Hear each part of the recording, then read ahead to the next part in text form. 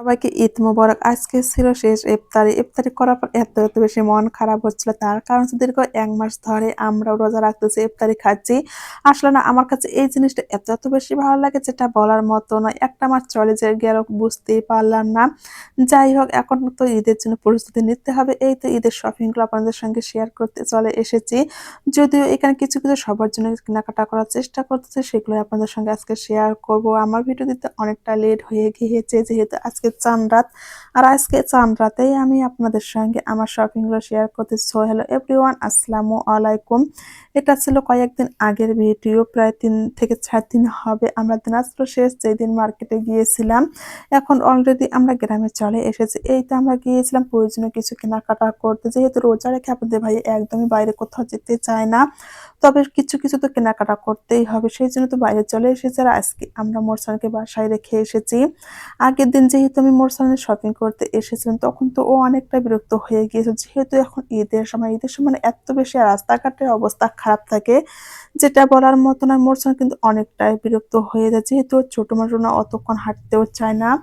এইজন্য তো আপনাদের ভাইয়া আমি ২ জনে আজকে গিয়েছি মোরসান বাসায় রেখে। যদিও আমাদের কেনাকাটা এখন পর্যন্ত শেষ হয়নি, তবে কিছুই কারণে যেহেতু আমরা কালকেই চলে যাব গ্রামে। আর সৈয়দপুরে কিন্তু আর বাকি কেনাকাটাগুলো শেষ করতে হবে। যাই হোক এখানে প্রথমে দেখিয়ে দিলাম আমার শ্বশুরের জন্য শার্ট, ফতুয়া। আর এখানে আপনাদের ভাইয়ের জন্য একটা কালো শার্ট, প্যান্ট এক করে না সবকিছু কেনাকাটার চেষ্টা করেছে। তবে এখনো অনেক কিছু বাকি আছে। আর এই কোটটা হচ্ছে আপনাদের ভাইয়ের পাঞ্জাবির সঙ্গে পরার জন্য। মোরসানের জন্য প্যান্ট নিয়েছে, টি-শার্ট নিয়েছি, পাঞ্জাবি এবং পাঞ্জাবির সঙ্গে যে কোট পরবে সেটাও নেওয়া হয়েছে। আমি সর্বপ্রথম কিন্তু মোরসানের শপিং দিয়ে শুরু করে দিয়েছিলাম। আর ওর একদম কমপ্লিট হয়ে গিয়েছে। আমার জন্য যদিও কেনাকাটার কোনো ইচ্ছাই ছিল না, তারপরেও তো কিছু করতেই হবে। এই তো আমি একটা ড্রেস নিয়েছি আর বাসাতে পরার জন্য কয়েকটা সুতির 3 পিস নিয়েছি। এখন পর্যন্ত যেহেতু অনেক কেনাকাটায় বাকি আছে আর আমরা তো গ্রামে চলে যাব। ভাবছিলাম যে সৈয়দপুরে আমি কিছু কেনাকাটা কমপ্লিট করে ফেলবো। যদিও এটা হচ্ছে কয়েকদিন আগের ভিডিও। সৈয়দপুরে আসার পর কিন্তু আমরা অলরেডি অনেকগুলো কেনাকাটা করছি যেগুলো বাকি ছিল। আসলে না আমার কাছে মনে হয় পবিত্র যেহেতু রমজান মাসটা পার করে একটা খুশির দিন পেয়েছে। এই খুশির দিনটাতে সবাই একটু হলেও ভালো কাপড়-চোপড় পরবো, আনন্দ করবো, এটাই কিন্তু অনেক। যাই হোক এখানে কয়েকটা আমি সুতির ড্রেস সেলাই করেছিলাম। যদিও এখন পর্যন্ত একটা ড্রেস আমি সেলাই করতেই পারিনি। যেহেতু সবকিছু ড্রেস আমি নিজের হাতে সেলাই করেছি, তারপরও না অনেকটা ব্যস্ত ছিলাম রমজান মাসে। এর জন্য সবকিছু সেলাই করে উঠতেই পারিনি। যাই হোক কোনো প্রবলেম নেই, এটা আমি ঈদের পরে সেলাই করে নেব। কেমন হয়েছে আমার কাপড়গুলো অবশ্যই জানিয়ে দেবেন। এই তো সবকিছু এখন প্যাকেট করে ব্যাগের মধ্যে রেখে দেবো। যেহেতু আমরা সকালবেলা চলে যাব।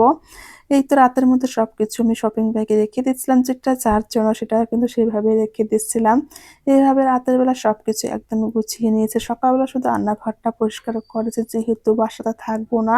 আর আমার কাছে মনে হয় বাসা থেকে চলে গেলে সবকিছু একদম ক্লিন করে রেখে যাব, না হলে আসার পর এত বেশি কষ্ট হয় যেটা বলার মতো নয়।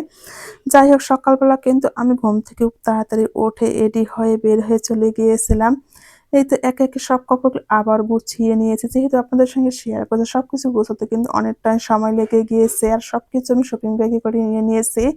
এভাবে আমি ব্যাগের ভিতর রেখে দেবো। আমার কাছে মনে হচ্ছিল যে যার যেটা কাপড় সেভাবে রেখে দেবো, এভাবে বের করে তাদেরকে দিয়ে দেবো। যাই হোক এখন তো আমরা অলরেডি মা ছেলে দুজন মিলে সকালবেলা রেডি হয়ে বাসার উদ্দেশ্যে বের হয়ে গেছি। যদিও আমরা সকালবেলা ঘুম থেকে উঠেছি।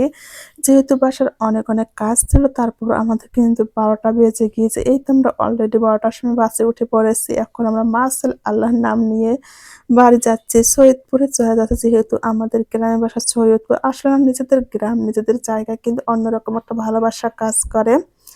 যাই হোক এখানে আমরা অনেকক্ষণ বসেছিলাম। এরপরে কিন্তু গাড়িটা অলরেডি ছেড়ে দিয়েছে। এরপর আর কোনো ভিডিও করা হয়নি। এটা হচ্ছে আমাদের সৈয়দপুর ঢেলাপীর বাজার বলে। এখানে আমরা এসে অনেকক্ষণ দাঁড়িয়েছিলাম। এরপর আমার শ্বশুরের সঙ্গে আমরা চলে গিয়েছি।